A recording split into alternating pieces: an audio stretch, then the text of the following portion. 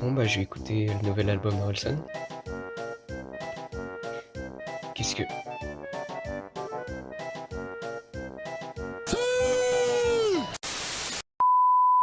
Déjà le cinquième parlant bien en si peu de temps. Que le temps passe vite. C'est faux, 5 vidéos en plus d'un an c'est de la merde. Oh oui, oh. Donc, Splatoon 3 est l'exclu Nintendo de cette année que j'attendais le plus et j'avais sacrément hâte de faire cette vidéo. Je vois déjà venir les mecs débiles, ouais Splatoon c'est un jeu de tir pour gamins, autant jouer à Call of Duty, va bien te faire enculer et laisse-nous kiffer. Je pourrais sortir tellement d'arguments pour démontrer que le jeu n'est pas destiné qu'aux enfants, mais j'ai une giga flemme. Bon, c'est pas que j'en ai marre, mais je suis un peu fatigué. Splatoon 3, troisième opus de la dernière grosse licence de Nintendo, Splatoon. Le premier jeu sorti en 2015 nous amenait à jouer des Inklings, des calamars humanoïdes capables de lancer de l'encre, tout ça en participant à différents matchs appelés guerres de territoire. Tout ça sur la magnifique console qui était la Wii U. Elle était pas mal celle-là, non? Ouais. 2 ans après sort alors Splatoon 2 sur la Switch, et là encore c'est un bon petit succès pour ce deuxième opus, et j'ai peut-être ma petite idée de pourquoi.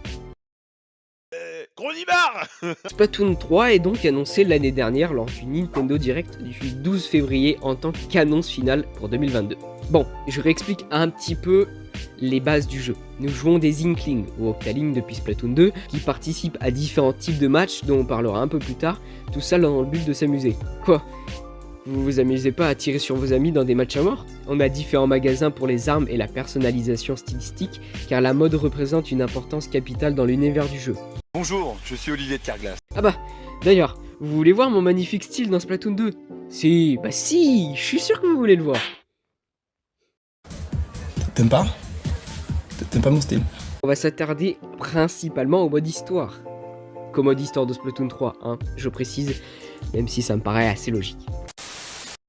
Le mode histoire, donc, sachez que je vais essayer de spoiler le moins possible, car selon moi, surtout la fin mérite de se faire sans le moindre spoil. Tout débute après être rentré dans la plaque d'égout de Cité Clabousse, et qu'on fait la rencontre d'un personnage qui, à nous joueurs, nous est pas inconnu, à savoir Macalama. Bonjour. Bonjour, ça va? Bah ouais, et vous? Bah ouais, ça va bien. Il nous explique que le poisson-charge qui alimente la cité a disparu, et s'est probablement fait voler par les Octariens. Oui, encore. On devient alors le nouveau numéro 3 et nous voilà partis à la recherche du grand poisson-charge à travers le cratère et ses niveaux. Niveaux d'ailleurs classiques, qui sont dans la même structure que le mode histoire de Splatoon 1 et Splatoon 2. Entre temps, on apprend que la mystérieuse bouillie hirsute qu'il y a dans cet endroit peut se faire bouffer par le sale mioche qui nous accompagnait. Oui, il bouffe ce tas de vomi bizarre. Quoi? On arrive en bas du cratère, on fait bouffer la bouillie à l'autre du Gus, et là, à notre grande surprise, DJ Octave, le chef des Octariens, débarque avec son nouveau mecha et nous combat sous prétexte que Macalamar est le responsable de la disparition de son armée. Bref, on nique la gueule à DJ Octave, on apprend qu'il n'est pas responsable du vol du grand poisson-charge, et nous voilà en train de tomber après que la bouillie hirsute ait cassé le sol. Oh non, putain, mais... On atterrit alors dans un mystérieux endroit qui se nomme Alterna, accueilli par les Calamazones et le fameux nouveau chef de l'escadron Espadron, qui est personne d'autre que l'ancien numéro 3 dont on a parlé un peu plus tôt. Je vais quand même expliquer un peu ce que propose le mode histoire maintenant qu'il commence réellement. On va devoir visiter les 6 zones disponibles dans le but de retrouver Macalamar qui a disparu durant la chute, tout en apprenant plus sur l'histoire d'Alterna. Les zones remplies de bouillie hirsute se dévoileront au fur et à mesure qu'on parcourt les niveaux et qu'on gagne des œufs de poisson. Œufs de poisson obligatoires pour avancer dans les zones et pour faire bouffer à notre petit sale mioche la bouillie hirsute qui nous bloque le passage. Attendez, si on peut lancer notre sale mioche, logiquement on peut...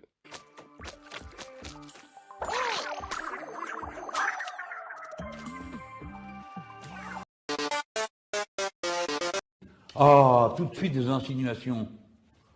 Non. Et donc effectivement le jeu nous invite à fouiller dans le moindre recoin puisqu'on gagne aussi des cosmétiques pour les modes en ligne tels que le mode carte et territoire ou des objets pour le casier. Casier que certains utilisent de manière assez créative.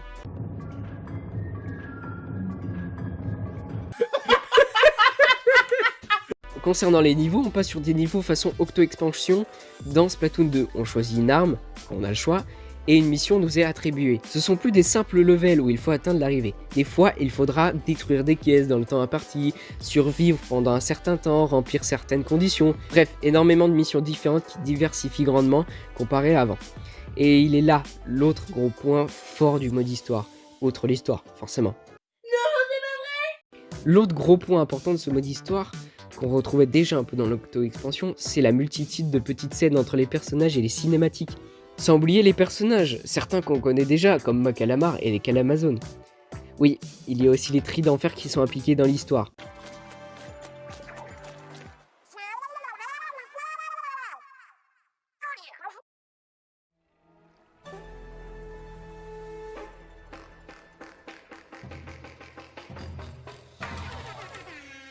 Alors écoute-moi bien, petit fils de pute.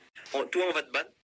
Je m'arrête ici dans le mode histoire et vous laisse, pour ceux ne l'ayant pas fait, la surprise de le faire, car il vaut vraiment le coup. Tardons-nous maintenant à l'intérêt de base de Splatoon 3, le online. Si vous connaissez déjà Splatoon, vous savez comment ça fonctionne. Les guerres de territoire, le mode online de base de Splatoon, où 2 équipes de 4 joueurs cherchent à ancrer le maximum de territoire en 3 minutes. Pas grand chose à ajouter, c'est basique, simple et efficace. Jouez au jeu si vous voulez en savoir plus. Les batailles anarchie, c'est en quelques mots le ranked du jeu qui est divisé en 4 modes. Défense de zone, le but est d'en créer une petite zone définie sur la map et de la défendre le temps que le timer qui part de ça arrive à 0 dans un délai de match de 4 ou 5 minutes. Vous comprenez donc que les batailles entre les joueurs se font énormément près de la zone et ça devient alors un gros bordel pour suivre ce qui se passe.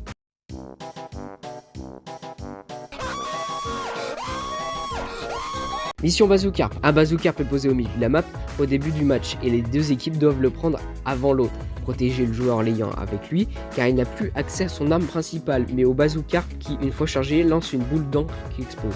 L'équipe ayant le Bazookarp doit alors être coordonnée pour l'amener jusqu'à l'estrade finale présente dans l'équipe adverse. Dans Splatoon 3, il y a eu un petit changement qui rajoute une estrade de mi-chemin obligatoire pour atteindre l'arrivée, offrant une chance supplémentaire à l'autre équipe de le récupérer. Alors oui, si vous chopez le Bazookarp, courage à vous, car vous êtes la cible numéro 1 et c'est l'enculade complète.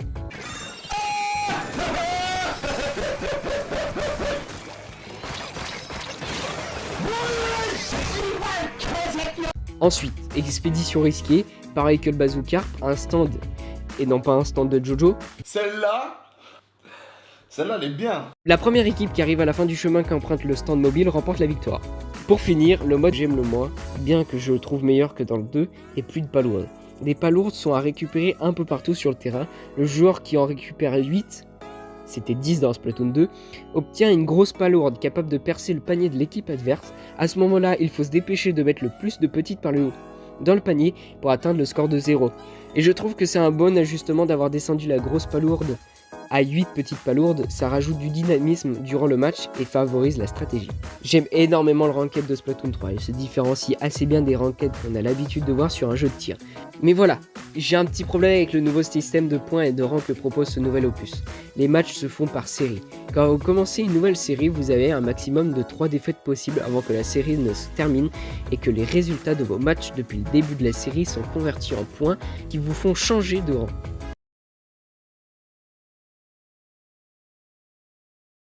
Parlons très rapidement des autres modes online disponibles dans Splatoon 3, à savoir Salmon Run et Carte et Territoire.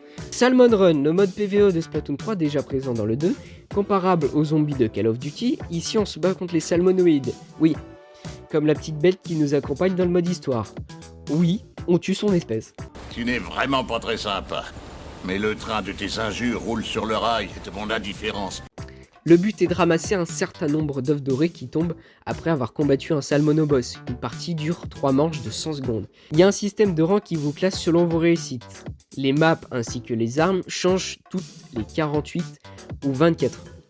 Des événements peuvent intervenir dans les manches, comme le brouillard et la grosse nouveauté, et le salmonard qui apparaît des fois après les 3 manches. Si on le bat, on gagne énormément plus d'XP pour le niveau de catalogue et des récompenses supplémentaires dans le mode de jeu. Et pendant que vous avez râlé sur votre clavier, moi j'ai touché le chèque. Maintenant, parlons du nouveau mode de jeu de Splatoon 3, Carte et Territoire. Ah ouais. Donc finalement, qui est le plus con dans l'histoire? Un jeu qui mélange jeu de cartes et une sorte de Tetris. Pour la faire rapide, on se fait un deck grâce aux nombreuses cartes disponibles, puis on affronte un boss. On utilise une carte par manche pour poser la forme sur le terrain. Le jeu est une sorte de guerre de territoire. Chaque manche, on choisit une carte, on place le motif sur le terrain. Chaque bloc représente un point et à la fin de la partie, celui qui a ancré le plus de territoire, gagne la partie, tout simplement. Grpao. Les bâtards, ils ont fumé Pop Simoké. Je vous avais dit plus tôt que j'allais reparler plus tard de la cité Clabousse. Nous y voilà. Donc cité Clabousse, là où prend place le jeu finalement, et qui sert de hub géant. Bien plus grande que la place ou le square de Splatoon 1 et 2, la cité est remplie de plein de petits détails sympas qui rendent l'endroit plus vivant et nous immergent mieux dans l'univers du jeu. En plus des personnages, on est entouré de tout un tas de joueurs. Et aussi de bâtiments, dont ceux des modes de jeu. Mais en bâtiment, il y a aussi les magasins de fringues, d'armes et de décorations pour le casier. Bon, j'ai essayé de parler du maximum de trucs possibles dans cette vidéo, surtout les nouveautés en essayant de mettre en avant mon point de vue. Je sais déjà ce que vous allez me dire, j'ai pas parlé des Splatfest et de la grosse nouveauté qui va avec, les matchs tricolores. J'ai pas voulu m'étaler dessus pour une raison assez simple, c'est du foutage de gueule. Ce qui est dit comme la grosse nouveauté de cet opus n'est même pas bien géré. Lors du Splatfest d'avant-sortie, les joueurs ont vu que les matchs tricolores déstabilisaient trop l'équipe en tête. Nintendo s'était exprimé qu'ils allaient travailler dessus et baisser le taux de chance d'avoir un match tricolore. Mais voilà la douche froide. Après le premier Splatfest d'après-sortie, on a eu le taux d'apparition de ces matchs. À peine 2 putains de pourcents d'apparition. 2 putains de pourcents. C'est plus une réduction, c'est une annulation. Bref, ça a déçu beaucoup de gens, dont moi. Franchement, c'est assez dommage car le jeu est sûrement le meilleur des trois dans beaucoup de points. On s'amuse vraiment sur ce jeu. Vraiment, on s'amuse. Et on s'amuse vraiment sur ce jeu. Les Splatfest sont vraiment cool. L'atmosphère de la cité Clabousse pendant les Splatfest est vraiment aussi très cool. Les nouveaux personnages sont vraiment bien. Et même les nouvelles armes sont bien. C'est juste dommage du coup qu'il n'y en ait pas assez. Et vraiment, c'est l'autre gros point négatif du jeu. C'est qu'il n'y a peut-être pas assez de nouveautés. Vraiment. J'espère que le DLC de Splatoon 3, qui a déjà été annoncé pour normalement 2023, j'espère qu'il va vraiment donner beaucoup de nouveautés au jeu, avec aussi du coup un nouveau mode histoire. Ça va être vraiment cool. J'ai hâte de voir comment le jeu va se développer. Normalement il y aura 2 ans de mise à jour, donc on espère beaucoup de nouveaux contenus. Et puis j'ai plus rien à dire. Salut.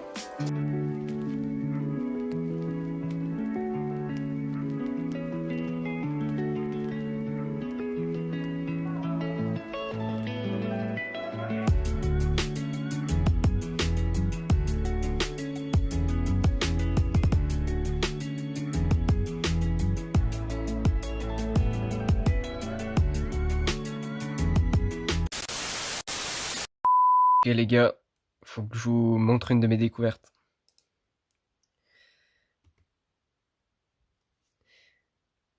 Alors, vraiment je peux tout vous expliquer. S'il vous plaît, vraiment laissez-moi vous expliquer. Pitié,